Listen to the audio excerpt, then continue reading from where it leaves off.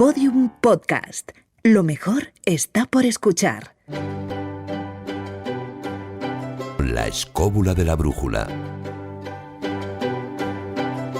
Podium Podcast. Os voy a contar mi situación, escobuleros, en estos programas especiales de verano. Yo ahora mismo estoy en la playa. Yo ahora mismo estoy en la costa levantina, en una casa que no es la mía, con un wifi que no es el mío. No sé cómo va a aguantar esto.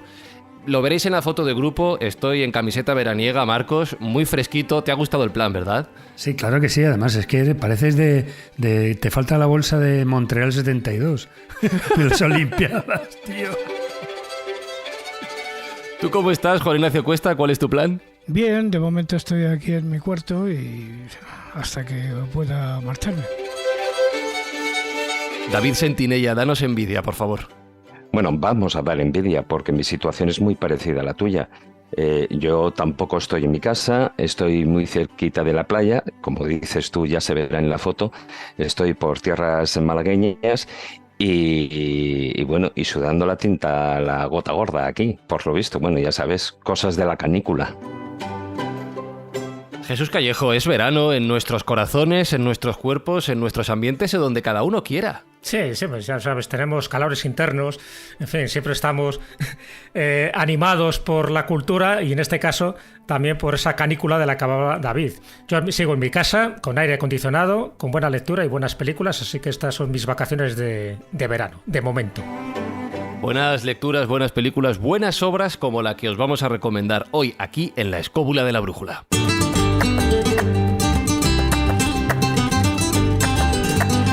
Porque nuestro invitado de hoy, de día es piloto de avión, de noche es escritor y conferenciante, supongo que a veces será al revés por aquello de los horarios, y desde su tierra, desde Galicia, supongo, ahora le pregunto dónde está, nos presenta su nueva novela que es Breo, el celta que desafió a Roma, editado por Edasa.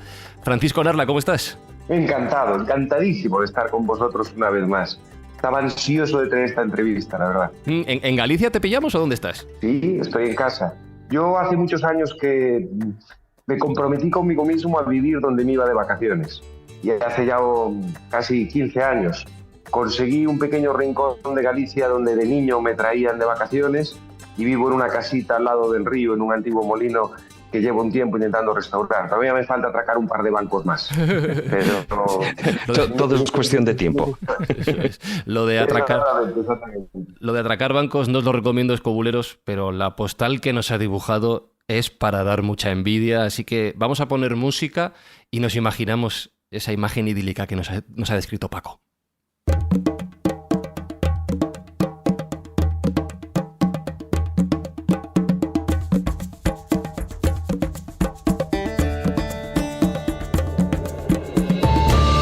Que además, Francisco, en esta nueva novela, en Breo, el celta que desafió a Roma, juegas en casa, tiene mucha relación con tu tierra, ¿cierto?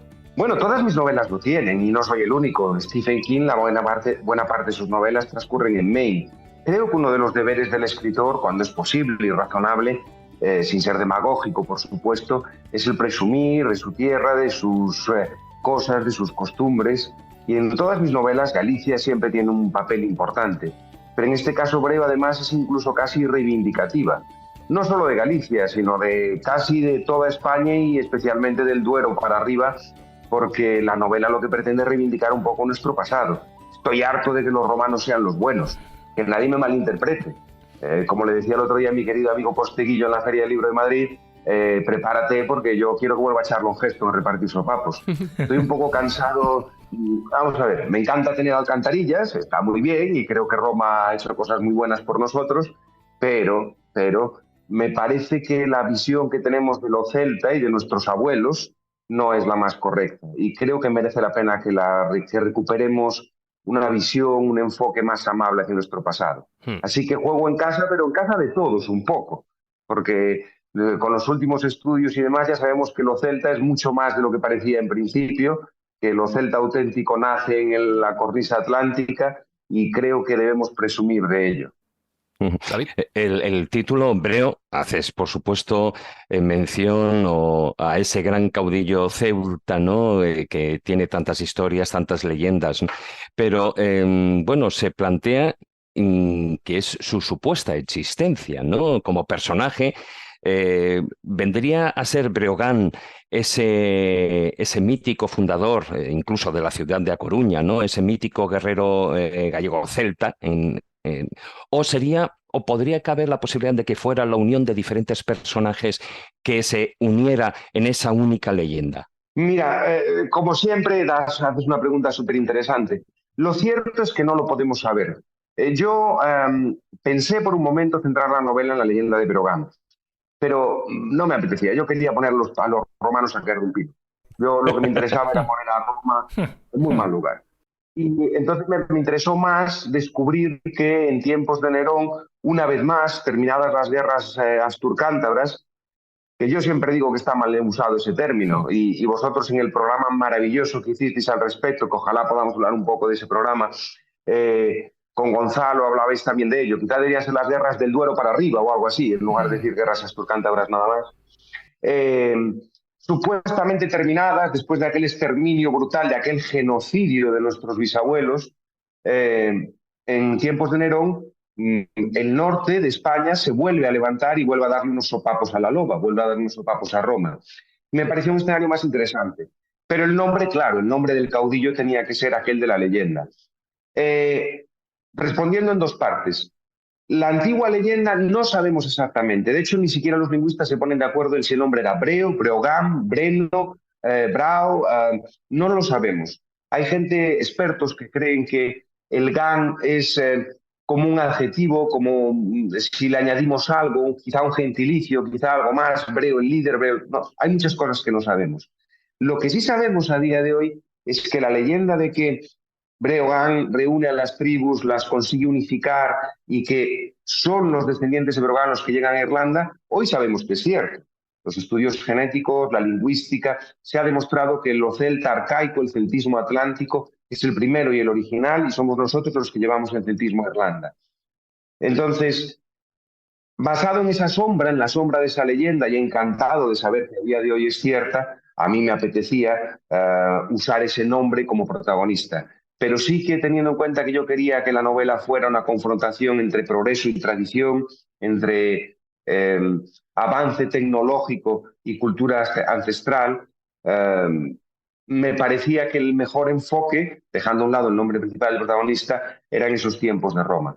Y aparte esa rebelión contra Nerón, pues creo que es algo más que notable, que no es suficientemente mencionado. Vosotros en el fantástico programa que hicisteis indicabais que fueron 200 años de lucha continua, pero es que las rebeliones continuaron después de eso. Las guerras asturcántabras acaban en el 19, si queremos poner esta fecha, 22, depende de la que queramos tomar, pero es que el tiempo de Nerón estamos hablando 80 años después. Y luego 30 años después, ya con Trajano, vuelve a haber otra revuelta. Y después de Marco Aurelio vuelve a haber otra. Es que nunca dejamos en paz a Roma. La muralla de Lugo, la construcción que conocemos a día de hoy, está muy tocada por época renacentista, barroca y demás, pero la base romana es del siglo III. Como dice Pantón, ¿por qué los romanos refuerzan una muralla en el siglo III cuando ya está todo supuestamente conquistado? Pues porque cuando bajaban de sus fortalezas recibían una cantidad de sopapos innombrables. Entonces, ¿estábamos conquistados, estábamos romanizados? Bueno, administrativamente. No nos olvidemos que hay más anfiteatros, teatros y circos romanos en el norte de África que en España del Duero para arriba. No nos olvidemos de eso. Que es curioso porque la Galia tarda 7 años, nada más, las Galias, y la península ibérica tarda nada menos que 200 años en someterse y en conquistarse. Y es verdad lo que tú dices, no hay en todo el noroeste español, no hay ni un solo anfiteatro, circo de ese tipo. Además es curioso porque Estrabón dice lo que tú acabas de comentar, que el mundo celta, lo que es la fisonomía, estos hombres de pelo largo con cara de brutos que para los romanos éramos, ¿no? Cuando llegan al sur de las dos islas británicas, dicen que se parecían muchísimo a los del norte de la península. Fíjate, o sea, que quiere decir que igual, precisamente en la zona galaico-cantábrica, pues era el exportador de celtas y no al revés, ¿no? Sí, hacia sí. arriba. hacia el norte. No nos cabe duda a día de hoy. Tú te refieres a la cita de Tácito hablando de Agrícola. Tácito, cuando perdón, no Estrabón, sí. está citado hablando de Agrícola. Ese es el momento en el que, si no recuerdo mal, estamos hablando de Domiciano. Creo que es Domiciano el que intenta tener... no sé si es Domiciano. Bueno, hay uno de los emperadores justo después de Nerón, creo que es que intenta darse el pábulo de que tiene conquistas y capacidad militar y demás, Sí. y pega un perivoltio por allí, por el norte de las Islas Británicas, se da cuenta de que no hay nada y al final acabará siendo el muro de Adriano. De hecho, yo creo que aquí en el norte español, si no hubiera sido por el oro de las médulas, nos hubieran puesto un muro y nos hubieran dejado apartados. Sí. Pero lo malo de todo esto para mí es cuando tú lo has planteado, Marcos, hace un momento diciendo, y tardaron 200 años en conquistarnos. Es que yo creo que no fue así. Repito, 80 años después de las supuestamente terminadas guerras cántabras, nos volvimos a alzar en armas. Nos volvimos a alzar después. El campamento orensano de Aucasquerris, que se puede visitar cuando el pantano desciende, estuvo habitado continuamente 60 años, nada más. Encontramos continuas pruebas de que fuimos una piedra, una china muy desagradable en el talón de Roma. Pero nos hemos acabado creyendo la versión de los vencidos. Yo digo últimamente... Nos acordamos de aquella imagen del celta de los paquetes de tabaco. Vikingo sanguinario, unas pintas horrorosas y tal. Pero nadie sabe lo del tesoro de Caldas, la orfebrería celta. Nadie se acuerda del mercado con los fenicios, a los que llamábamos hombres rojos. Nadie se acuerda de la cultura del caballo, a los que llamábamos hijos del viento. Nadie se acuerda de muchos de esas construcciones como los castros que tenemos. Tendemos a despreciar lo nuestro y al final nos hemos tragado la versión de los vencedores. Y lo malo es que esos tipos eran nuestros abuelos. Y es una pena que lo pensemos así de esa manera. No, repito, no quiero ser demagógico. Estoy encantado de tener alcantarillas. Roma nos trajo cosas muy buenas. Pero no podemos dejar que... Mirad, esto yo, en mi opinión, y es por lo que intento pelear a través de Hebreo, es lo mismo que ha sucedido con los indios norteamericanos. Hay infinidad de documentales, infinidad de películas, infinidad de escritos que nos ayudan a entender este cambio del que yo estoy hablando. Nos acordamos de que en las películas de John Wayne, aquellas que veíamos en televisores sin mando a distancia, los indios eran unos depravados, violaban mujeres, cortaban cabelleras, costumbre que ni siquiera era suya, por cierto. Era francesa. Se dedicaban a trampear, a hacer un montón de cafradas. Eran lo peor de lo peor de lo peor. Pero luego... unos valientes, a través de la cultura, empezaron a investigar y poco a poco se van plantando semillas. Los hippies hacen unas cosas completamente erróneas, lo de las cintas en el pelo, pues los indios jamás lo hicieron y cosas parecidas, que no sé si sabéis, es muy curioso. Lo de las cintas en el pelo parece ser que era cosa de los especialistas de Hollywood para que no se les cayeran las pelucas que llevaban como indios, pero bueno. Sí. Sí, ninguna tribu india tenía esa costumbre de ponerse cintas en el pelo. Bueno, el caso y a lo que voy, que creo que es lo importante, es empieza a haber un cambio. Escritores como Fenimore Cooper, con El último mohicano, novela imperdible, y Hollywood, van recogiendo ese testigo e incluso se corrigen a sí mismos. Todos recordamos en la época de los 80-90 que de repente todo el mundo conoce el discurso del jefe Lakota. El futuro es un préstamo de nuestros hijos. Cartas de amor de un joven indio se convierte en un bestseller internacional. Bailando con lobos. Y luego llega Jerónimo. Ya los indios no son solo los protagonistas, sino que además son los buenos. Y a día de hoy lo entendemos perfectamente y apreciamos su cultura, hay reivindicado y demás. Con los celtas pasa lo mismo. Y el problema es que son mis abuelos. Y me molesta, me toca bastante aquello que cuelga en la entrepierna. ¿Por qué los despreciamos de esa manera? No deberíamos. Yo creo que no deberíamos hacerlo. Que ha llegado el momento de decir, vale, tenían una cultura atrasada respecto a la tecnología de Roma. Hay muchas cosas que no estaban bien. No digo, repito, no hay que ser demagógico. Pero recuperémoslo un poco, sintámonos orgullosos. Hicimos que Roma hincase la rodilla más de una vez. César Augusto salió espantado de aquí y dijo, yo no vuelvo por allí. Y le dijo a Agripa, mata a todo el que sea capaz de sostener un arma. ¿Por qué no presumimos de eso? ¿Por qué no nos sentimos orgullosos de nuestras raíces y nuestro pasado? Es una pena, la verdad. Pero fíjate, ahí además hay una cosa que, bueno, hemos estado mencionando poco a poco, pero que viene muy al hilo de lo que estás comentando ahora. Y es que, digamos, nosotros siempre hemos sido no los creadores de nuestra leyenda negra, pero sí que nos hemos creído la leyenda negra que nos han pintado desde fuera. Y gran parte de quienes han sido esos autores de esa escritura de la leyenda negra eran los ingleses.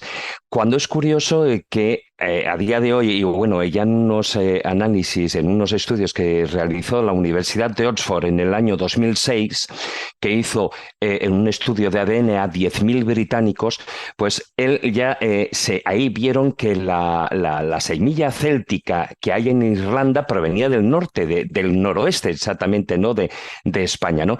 Y que según estos análisis, el ADN mayoritario de los pobladores de las Islas Británicas procedía de tribus, de navegantes, como digo, del noroeste de la península ibérica. Y de hecho ahora, al hilo de tu libro, ¿no? Pues Breogán, en ese informe que hizo Oxford y que ha aportado esa luz científica a todo el tema, pues a partir de ahí se revisaron, por ejemplo, algunos de los libros, que es el libro de las invasiones, que es un libro que se conserva en el Trinity College de Dublín, que es escrito en el libro en el siglo XI, y que ahí ya es toda esa recopilación de las leyendas que en principio se consideraban así, bueno, como leyendas, como bueno, la posibilidad, ¿no? Y que hoy en día gran parte de ellas tienen el peso que debidamente tienen sobre el pasado céltico y la construcción de su país. Que hasta ahora, pues eso, ¿no? O sea, es como decir, todas las cosas que hemos estado haciendo en ese caso, ¿no? Bueno, los pobladores de Hispania a lo largo de la historia, porque eso, claro, ya no es que sea a partir de la época de los Austria y con la conquista de América, no, es que ese fenómeno de la leyenda negra contra los españoles o contra los pobladores de Hispania ha existido de siempre, ¿no? Y ya en este caso, pues fíjate, hablando ya de principios de nuestra era, ¿no? Con Breogán. A ver, dejadme que intervenga en la leyenda negra escobulera, porque aquí el problema es que se levantan manos y se producen atascos, y en este caso es el jefe de la tribu, Jesús Callejo, el que lleva un rato queriendo hablar y no puede, Jesús. Bueno, no pasa nada, porque eso está animada la tertulia y eso es positivo. Además, tanto el tema como el invitado pues nos incentiva, ¿no?, a aprender mucho más y a preguntarle. Ante todo, lo primero, Paco, es darte la enhorabuena, porque desde luego la novela, bueno, como todas las tuyas, está claro que es una novela muy bien escrita, muy bien documentada. Sabemos perfectamente cómo te implicas, ¿no?, en la novela, en la documentación. En este caso has aprendido a montar a caballo precisamente para entender un poco cómo eran aquellos, ¿no?, caballos del viento de los que se hablan en esa parte de la Galaecia, ¿no?, esa parte que se negó a ser romanizada, y por lo tanto te doy la enhorabuena porque haces accesible un poco lo que en principio parece que nos repulsa un poco, ¿no?, el acercarnos a la historia, a los nombres. Y a los nombres me refiero, ¿no? Cuando tú hablas de Breo, evidentemente, pues has utilizado un poco la leyenda de Breogán, y además muy bien utilizada, ¿no? Porque en el fondo, cuando hablamos de Breogán, hay que hablar de Hércules, hay que hablar, por supuesto, del faro y de la torre de Hércules, y con todo lo que implica. Ya sabes que Hércules siempre está en las leyendas fundacionales de Hispania, ¿no?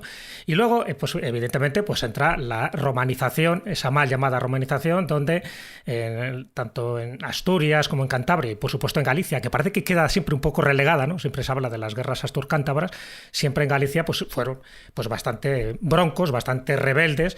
Y Estrabón además lo recoge muy bien, ¿no?, cuando habla un poco de esos pueblos del norte y del océano que son los más guerreros, decía Estrabón, ¿no?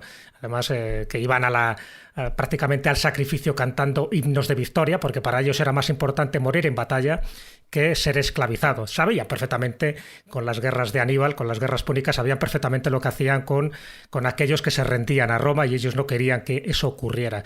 Pero en cuestión de nombres, me llama mucho la atención, bueno, por supuesto, ya te digo, dentro de la literatura gallega, hombre, yo creo que ya tienes ahí un nombre reconocido. Te he oído hace poco que estabas como en segunda división dentro de la literatura y dentro de la novelística, que vas a estar en segunda división, estás en primera, ¿no? Estás ahí al lado de Manel Lureiro, de María Oruña, de Manuel Rivas, por citar tres autores, otros otros novelistas que me encantan, y gallegos. Pero en el caso de los nombres es cierto que es muy complicado saber cómo se llamaban los protagonistas de aquel momento. Tú lo acabas de decir. Breo pues no deja de ser una especie de simbiosis de distintos nombres celtas.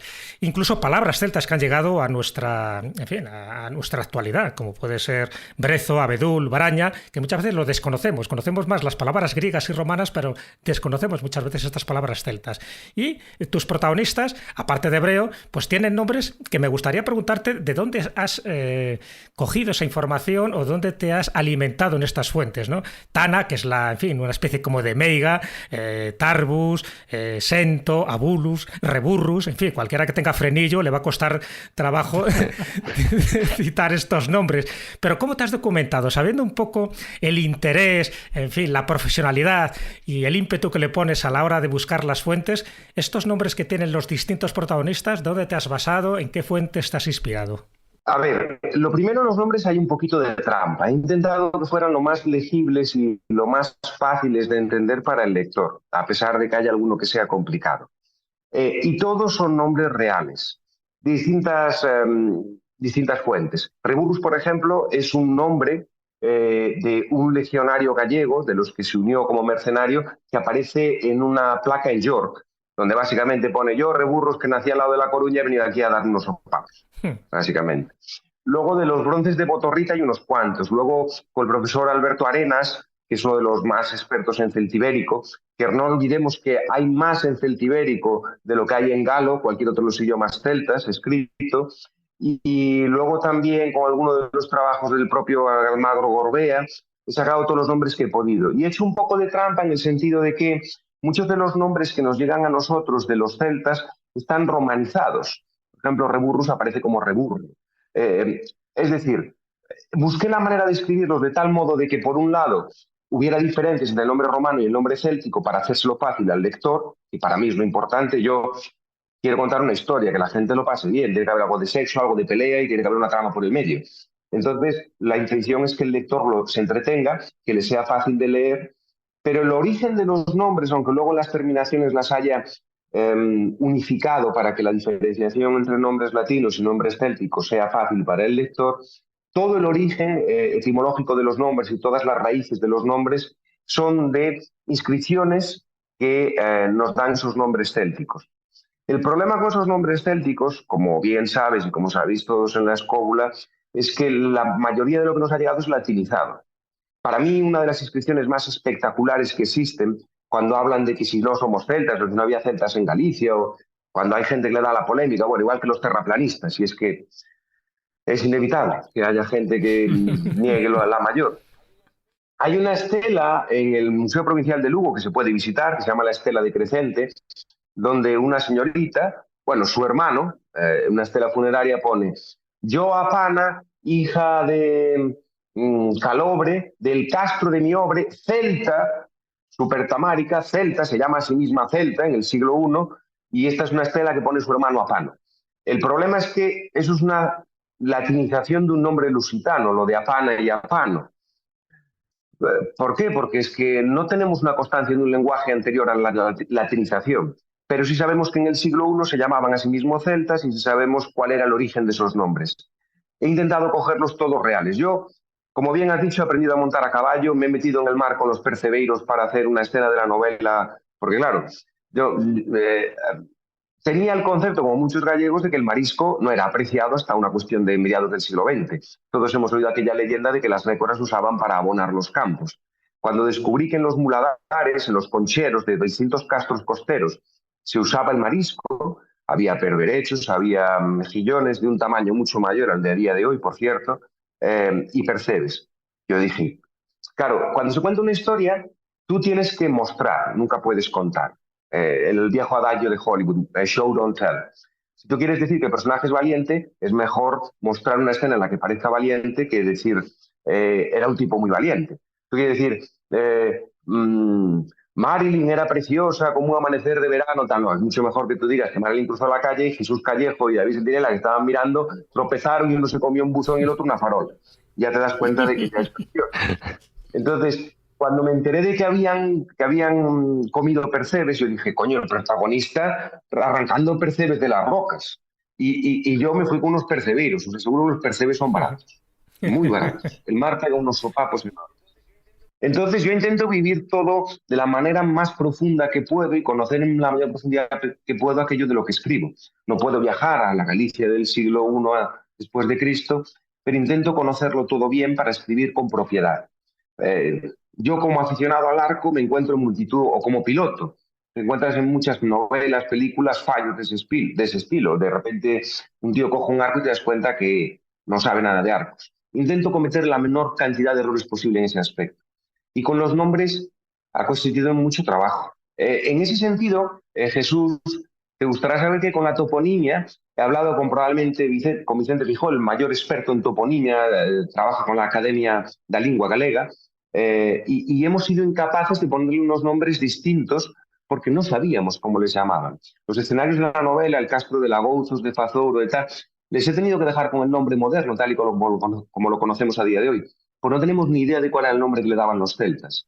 Es muy complicado, Jesús. Yo he intentado hacer lo mejor que he podido y siempre respetando, repito, la facilidad de lectura. De hecho, algunos nombres celtas o romanos los he trastocado un poco para que las terminaciones ayudaran rápidamente a que el lector, como decía, entendiese de quién era el personaje de cada uno.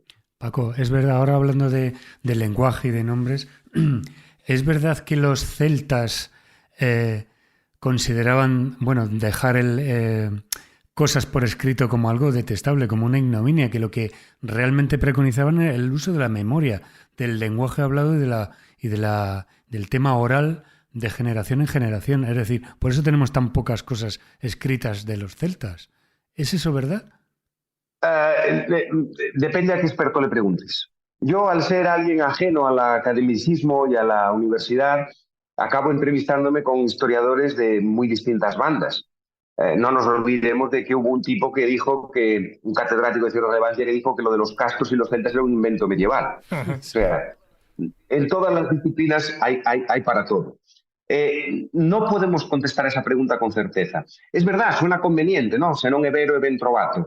Los celtas preferían la tradición oral, el pasarse, tal. Escribir es algo que solo harían los tontos, porque si tienes la inteligencia suficiente y la sabiduría deberías saberlo y está en tu corazón. Suena muy místico y maravilloso. No lo sabemos.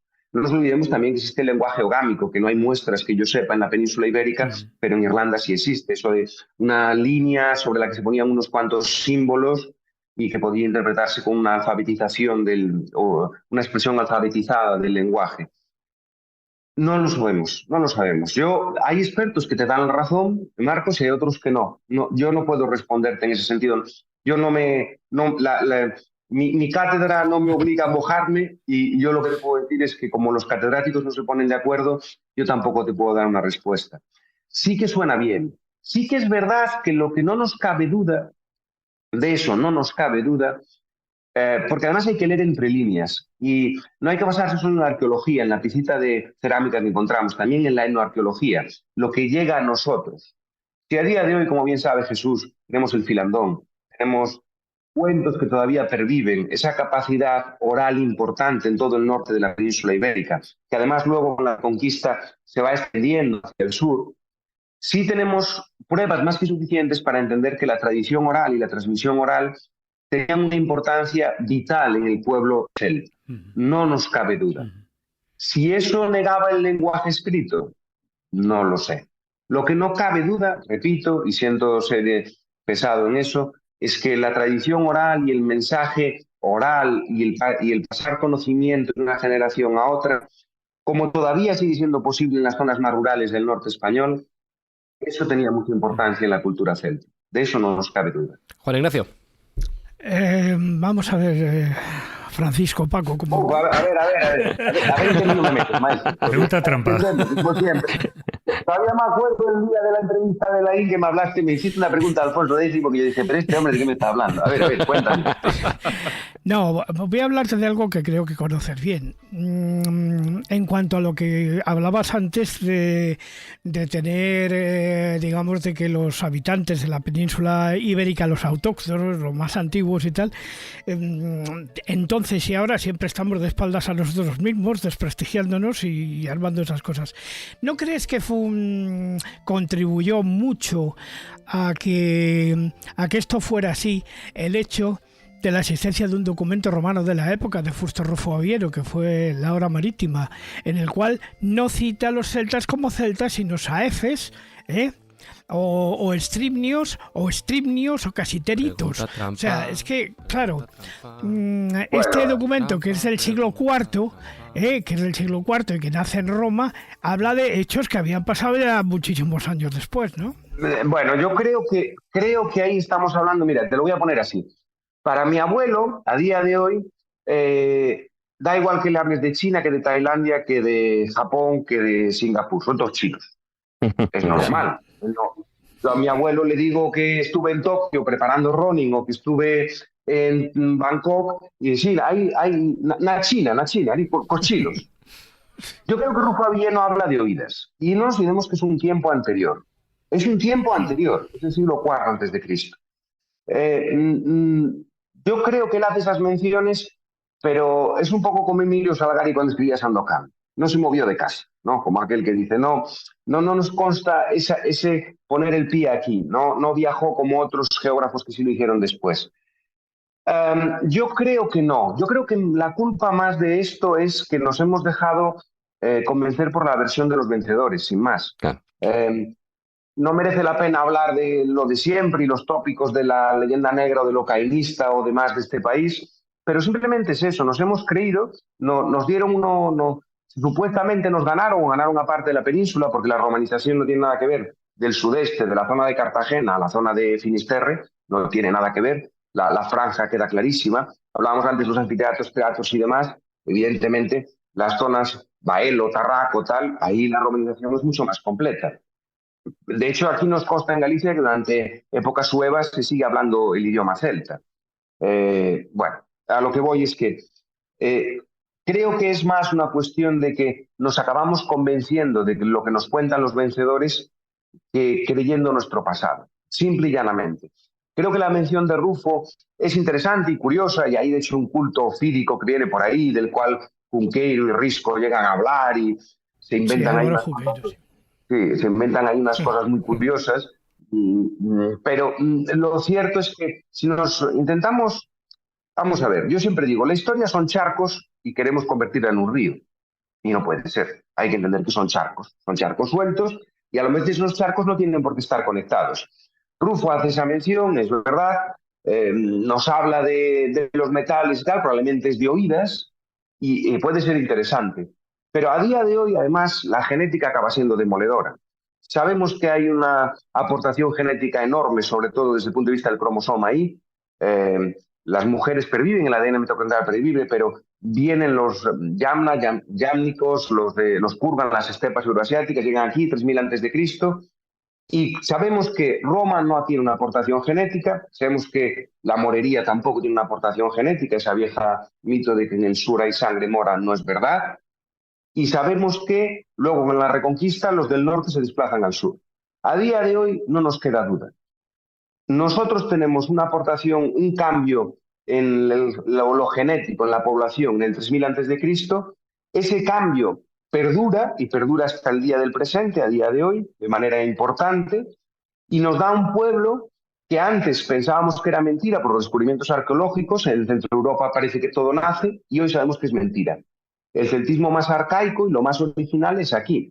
El profesor, antes hablaba Sentinella de los estudios del profesor Skies, que a mí lo que más me gusta es dejó un titular en el Evening Standard que es: la mayoría de los habitantes de las Islas Británicas son descendientes de pescadores gallegos. Es un titular demoledor. Es genial. Son los estudios que nombraba aquí en 2006. El profesor Barricaldi llega a decir que Tartessos es protocéltico. Sabemos que el celtismo más arcaico, el auténtico, es el de la cornisa cantábrica y el Atlántico, incluyendo el norte de Portugal y demás, y que de ahí se extiende al resto, a Centro Europa y por ahí. Entonces, a día de hoy, yo creo que las pruebas nos llevan y arqueológicamente también, y arqueológicamente también, y lingüísticamente también, es que hay un montón. Las pruebas nos llevan a una verdad incuestionable. Esa verdad ha sido trastocada con diferentes visiones, diferentes interpretaciones de textos clásicos, pero la verdad es la que es. Y la genética ya es como el último paso, el último escalón de la escalera, ¿no? Ya no nos deja lugar a dudas en todo esto. Entonces, el por qué, contestando a la pregunta de Maese, no lo sé. No nos olvidemos de que Estrabón llega a decir que tardamos 200 años, no tardamos más porque estaban peleados entre ellos. Somos así y es inevitable. Dos preguntas muy rápidas, Paco. Dime. Una, de los 6.000 castros que hay en el mundo, 3.000 están en Galicia. Segunda, ahora que está muy de moda las rapadas bestas, ¿tiene un origen celta? Cuando se les quita estas greñas a los caballos, estas greñas invernales, ¿su origen realmente es celta precisamente por ese culto que tenían al caballo? A ver, la primera pregunta. Eso parece. Los números bailan y a veces yo digo Galicia cuando hago una entrevista por presumir. Pero bueno, vamos a ver, vamos a ponernos serios que el programa merece la pena. El número de castros, para empezar, baila según el experto al que le preguntes, de 6.000 hasta 8.000. En Galicia, perdón, en Galicia, lo que es Galicia hoy en día, podemos tener 1.000 y pico hasta 2.000. Del Duero para arriba, sin duda, están más de la mitad de los castros del mundo. Del Duero para arriba están más de la mitad de los castros del mundo. Me da igual el estudio que cojas. Yo a veces puedo exagerar y hablar más de Galicia porque me pica el orgullo patrio, pero lo que no nos cabe duda es que todos los estudios llegan a la misma conclusión. El celtismo, entendido en términos de habitante de castro, con ese término curioso, malinterpretado y complicado de la cultura castreña, castrense y demás, sin duda la mitad de los castros del mundo están aquí.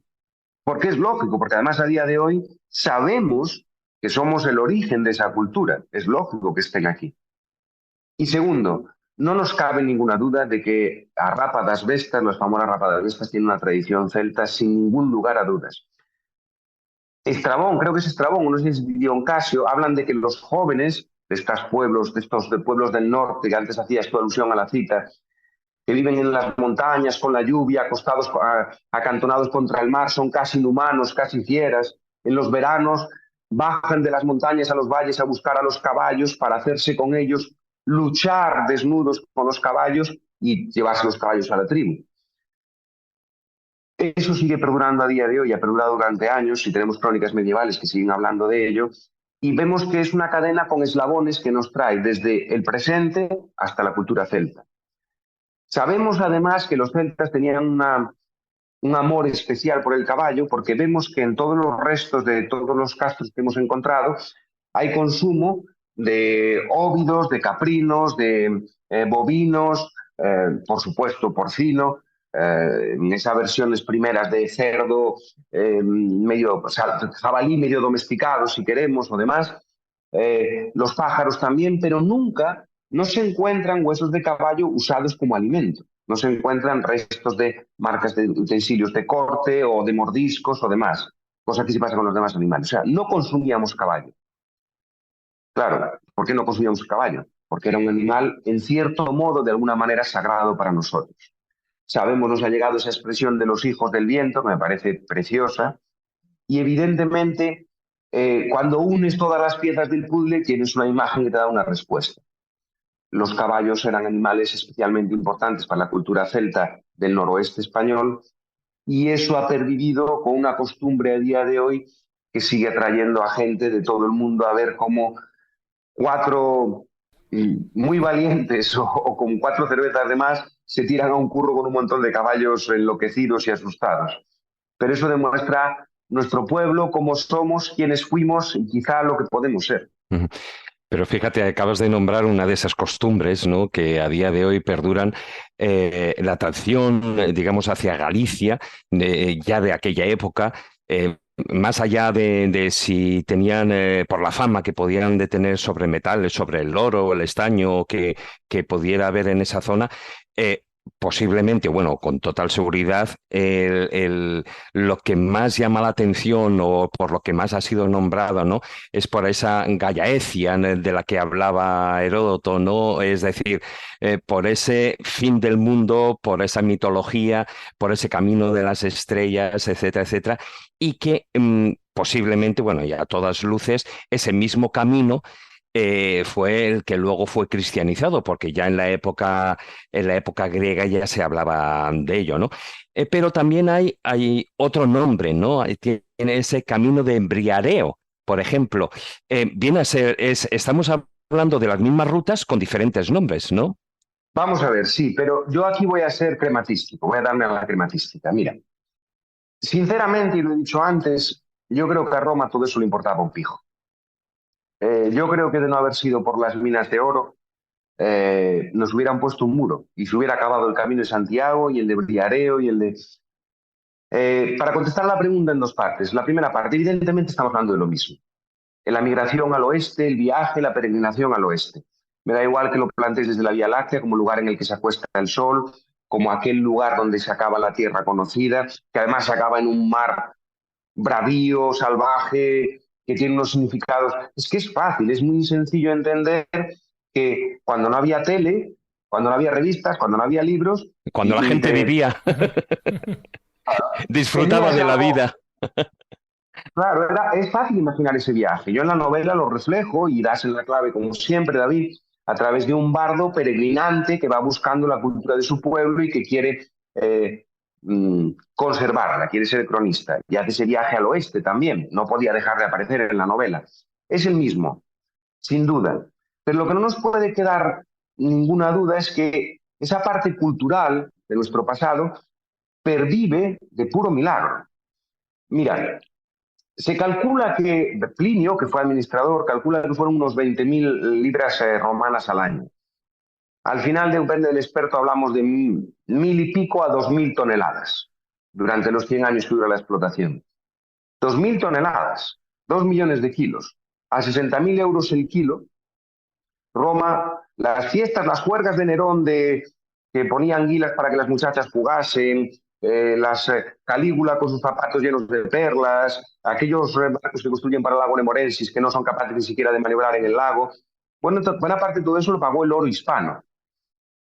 Si no hubiera sido por ese oro, probablemente nos hubieran dejado a un lado. No nos olvidemos de una cosa. Hemos pasado por encima, a mí me sigue poniendo los pelos de punta. Jesús lo ha mencionado un poquito y yo un poco por encima.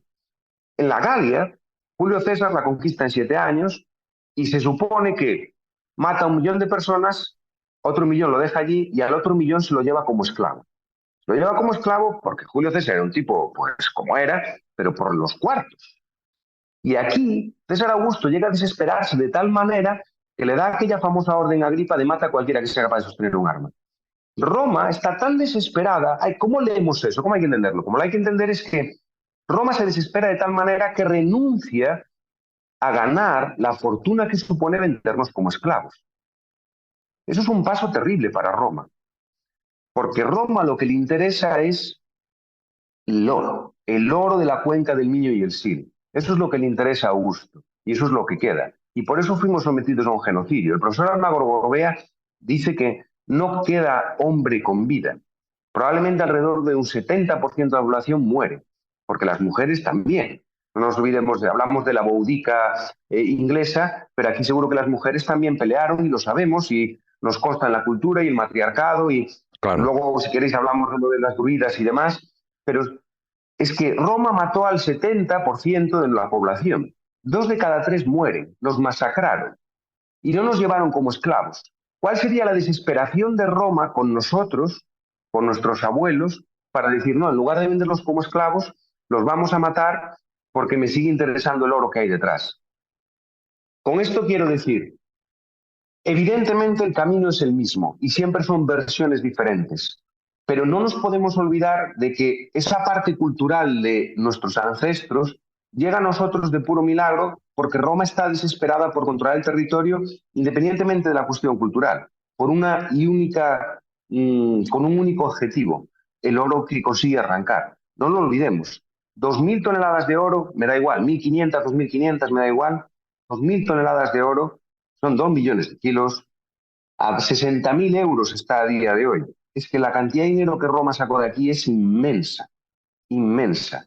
Y no nos olvidemos, como bien decía Jesús, que llegaron a estar desesperados. Es que los atamos, los llevamos por el campamento y se los tiran a las hogueras, los muy cabrones estos. Suicidio. Es que los crucificamos y se ponen a cantar himnos de victoria. Mira, en Monte Medulio lo que ocurrió, en Monte Medulio.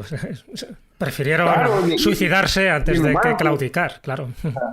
Claro, y es que eso me lleva a lo que cuando yo estaba preparando Obreo, cuando escuché porque con esto de los podcasts tal, vuestro fantástico programa con Gonzalo, al que le envío un abrazo porque no lo veo desde que presenté Caja Negra, mi segunda novela en Toledo, o sea que fíjate tú los años. Con Gonzalo estabais hablando de las guerras estudiantinas, yo estaba escribiendo la novela y oía a Gonzalo, debería hacerse una película de esto y alguien debería escribirlo. Yo estaba escribiendo y yo decía, cago en la leche, pero si lo estoy haciendo yo estoy haciendo todo lo que puedo para contar esta historia. No sé si el cine se interesará, que mi relación con el cine siempre ha sido muy de coitus interruptus, siempre acabamos estropeando todo, pero es que merece la pena. Gonzalo aquel día tenía razón y yo creo que la novela tenía y tiene. No, y yo estaba pensando una cosa, Francisco, ya para terminar, que el tiempo se nos acaba, para cerrar el círculo de varias cosas que habéis mencionado de esa recuperación y mantenimiento de la herencia cultural, que es el tesoro a día de hoy, más allá del propio oro.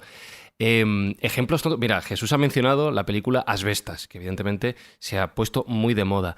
Yo estaba pensando, además lo ha dicho David al principio, cuando ha hablado de Breogán, y yo he pensado, ostras, a mí me gusta el baloncesto.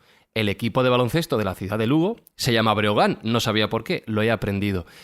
¿Tú crees que de alguna manera, mediante ejemplos cotidianos de nuestra vida cultural, social, deportiva, en este siglo XX, siglo XXI, los últimos años, se está consiguiendo de alguna manera recuperar ese tesoro cultural que había quedado tan olvidado?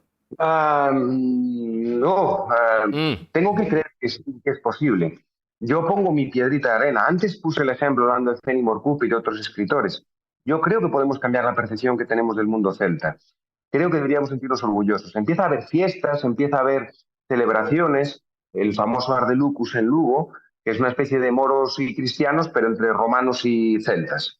Empieza a haber celebraciones de ese estilo que intentan recuperar ese pasado nuestro. Yo creo que con un poco de cariño, y si más gente, y permitidme que me eche una flor, como yo, intenta recuperar esa cultura, intenta reivindicarla, quizá lo consigamos.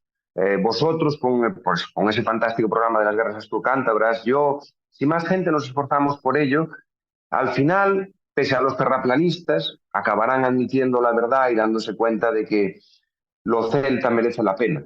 Yo espero que sea así, yo lo espero, de verdad. No te metas tanto con los terraplanistas, porque si es verdad que la Tierra es plana, Finisterre realmente sería el fin del mundo. Ganaríais mucho marketing, Francisco. No os vendría mal. Dejadlo a las bromas. A día de hoy, a ver qué oyente está ahí por ahí que no haya sufrido un avión. Es que desde un avión se ve la curvatura terrestre. No vayamos por ahí, Francisco, no vayamos por ahí que la liamos. Os recomiendo, escobuleros, si queréis seguir profundizando en el mundo celta, en esa herencia cultural, en ese tesoro histórico, que leáis Breo, el celta que desafió a Roma, editado por Edasa y escrito, firmado por Francisco Narla. Francisco Tocayo, muchísimas gracias por este buen ratito de historias y de aprendizaje. Yo me voy a casa sabiendo ya lo del baloncesto y muchas cosas más. Bueno, gracias a vosotros. Es un placer estar siempre con vosotros. Ojalá me invitarais todas las semanas para hablar de lo que fuera. Y solo dejadme decir una cosa más. Porque hemos hablado mucho de lo celta y tal, y es lógico, ha capitalizado la conversación. Pero oye, que la novela es buena, que es entretenida, que es muy divertida. Doy fe. Es verdad. Se lee rápido, se disfruta mucho y tiene valor como historia, dejando a un lado la referencia celta. Como historia me refiero como cuento, tiene valor como cuento, dejando a un lado la referencia. Y para recuperar nuestro pasado también, es verdad. Eso es. Breo, el celta que desafió a Roma. Francisco Narla, lo dicho, muchísimas gracias y un abrazo enorme. A vosotros, un abrazo. Un abrazo, bueno, Paco, aquí nuestro Aló. Pristiliano. Un abrazo.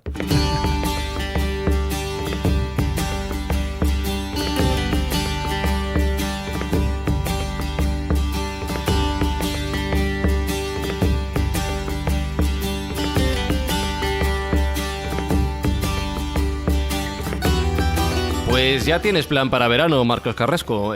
Tumbona, solecito y un buen libro. Sí, sobre todo aprendiendo mucho de los celtas. Además, de los celtas cortos, escuchando a los celtas cortos y si acaso fumándote un super celtas corto, que eso era ya legendario. O sea, menudo hombre había que ser para fumarse eso.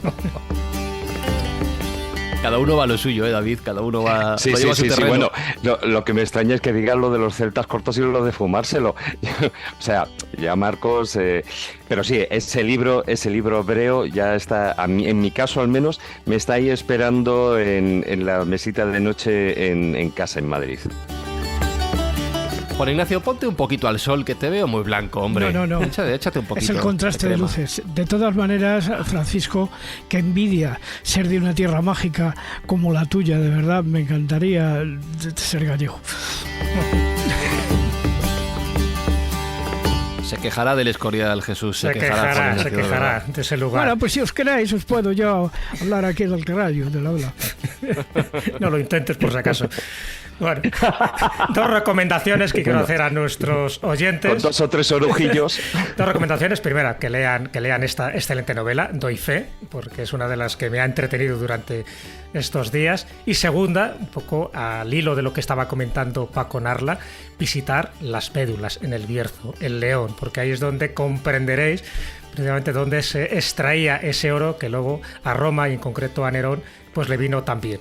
Y entenderemos mucho de las cosas que ha dicho Paco, tanto en el programa como lo que escribe en su novela. Así que doy la enhorabuena perfecta a Paco por hacer accesible un lugar y sobre todo unas leyendas que en principio son muy desconocidas. Y que se pueden regar, Jesús, porque en la zona se come y se bebe de maravilla. Oye, que esto es la escóbula, Hombre, y eso cuenta mucho. Pero no recomiendo comer el botillo de... Bueno, en verano no, Bierzo. en verano no.